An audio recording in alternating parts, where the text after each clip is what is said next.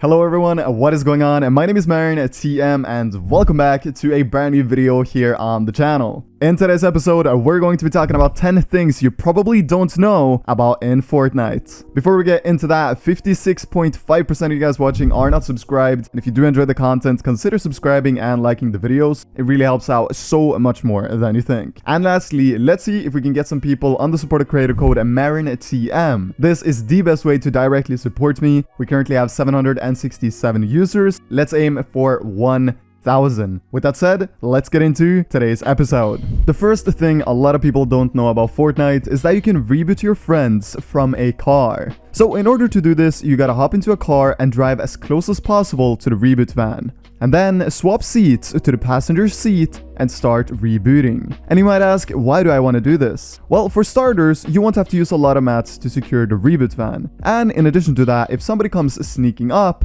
and there's an intact window on the car, you will not take any damage from the first shot your opponents shoot, meaning you will have time to jump out of the car with full HP and start fighting. I've done this trick many times when playing with top tier players, and they didn't even know about it. Let me know in the comments if you knew about this trick. Secondly, we have something I did in my video, how to never be nervous in arena and tournaments, and that is jumping into a bush to take no fall damage. On that video, I actually got a lot of comments from different people asking how I survived, and the simple answer to that question is that you don't take any fall damage when you land in these big bushes. It's been in the game since the bushes first came out, and it's something everyone should know about Fortnite, because as we saw in yesterday's episode, it can save your life. Moving on, I want to talk about arguably the rarest skin in Fortnite ever to be released. This skin is more rare than the Aerial Assault Trooper and the Renegade Raider combined. And if you have this skin, you have a piece of Fortnite history that might never be released again.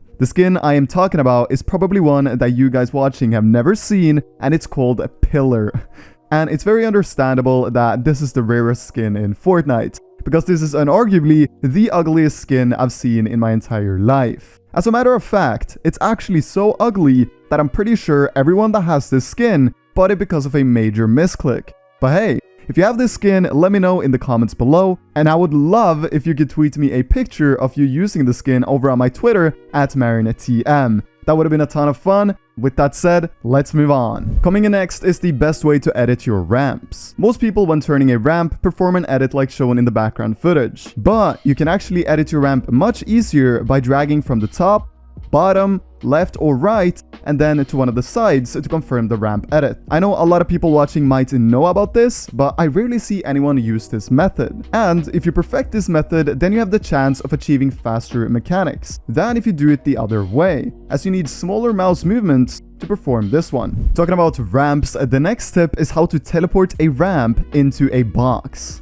In order to do this, place a cone outside of an opponent's box and start crouching up and down into the wall whilst holding your ramp out. This will place a ramp inside of your opponent's box, and it's an amazing way to get piece control on your enemy. Usually when you place a ramp inside somebody's box, they go out to the right side, giving you a free opportunity to place a wall, corner your opponent, and fully box him and get a free shot. This is a skill that takes a lot of work to perfect, and it's definitely something I would recommend everyone to learn because it's very rarely used, giving your opponent an unpleasant surprise when you're fighting. The sixth thing I want to talk about in today's episode is the fact that you can get rocket launchers from loot sharks that are around the map. So everybody watching hopefully knows that at Hydro 16 outside of Slurpy Swamp, there's a boss called Ruckus that has both an AK and a RPG. And a lot of people think that the only way to get an RPG is to kill this boss. However, that is not true. If you want to get a RPG, you can also kill purple and gold loot sharks. The only downside to killing these loot sharks is the fact that you only get one rocket. So if you're looking to kill sharks to get RPGs in arena or in tournaments, you have to know all the ammo box spawns you possibly can. If you find a lot of ammo boxes, this can be incredibly overpowered. Not to miss out on the fact that as a trio, you can hold double RPGs if you're lucky and get 2 from killing sharks. This is a complete hack in tournaments and probably the easiest way to win games possible, because with 2 RPGs, holding and taking height should not be a problem. Needless to say though, getting these RPGs is pretty rare, so you shouldn't base your game plan around them. The 7th trick in today's episode is high coning your opponents. This is another skill that takes a lot of work to perfect. But if you want to stay ahead of the curve, this is something you must learn. This cone trick can be used in pretty much any scenario and will unarguably catch your opponent off guard. The main player that comes to mind when I'm thinking about someone that has perfected this move is none other than Energy Clicks. And the next time you play 1v1 build fights, I would recommend trying to use this trick where it's natural. Because trust me, over time, this will become more and more used in both competitive and creative. Coming up as the 8th tip is something for my fellow tarpers. When you're tarping, use cones and edit them to make the best possible tarp for your team. This is another one of those things that most people just don't think about, but it's actually very beneficial. Not only will you use less mats when using cones and create an amazing tarp, but it's also super easy to use the cones to your advantage to get a lot of awareness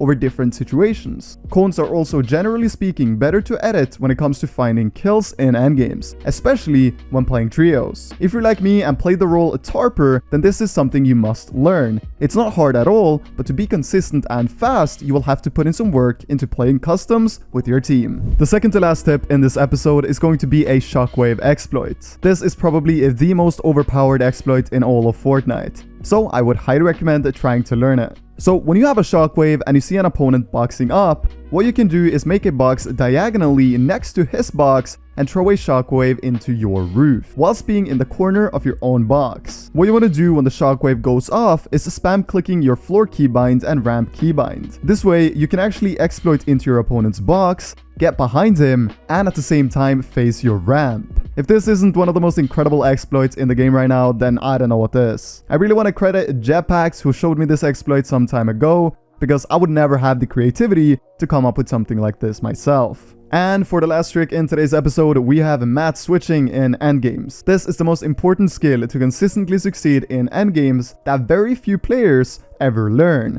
But don't get me wrong, professional players and semi-professional players usually know this skill pretty well. But nobody on YouTube ever talks about it other than BalaTW a long time ago. So you guys might be wondering, Marin, what is mat switching and why is it so important? Mat switching is the skill of knowing when to use wood, brick, and metal in any given endgame situation. And this is incredibly important to have control over if you want to improve to the next level. A lot of beginner players use all their metal in the first moving zone when they're not even getting looked at or shot at once. This is a complete waste of your hard mats, because when nobody's looking or shooting, you should be using your wood. In future tournament videos of mine, I'll go more in depth and explain more about it. But in the coming days, when you're practicing customs or even arena, think about the fact that you want to save your brick and metal as long as possible. Just thinking about this will make you a better mat switcher. Guys, that is going to be it for today's episode. If you enjoyed it and learned at least one new thing, then consider subscribing, dropping a like, and using code MARIN@TM in the Fortnite item shop. These things help support me so incredibly much and directly,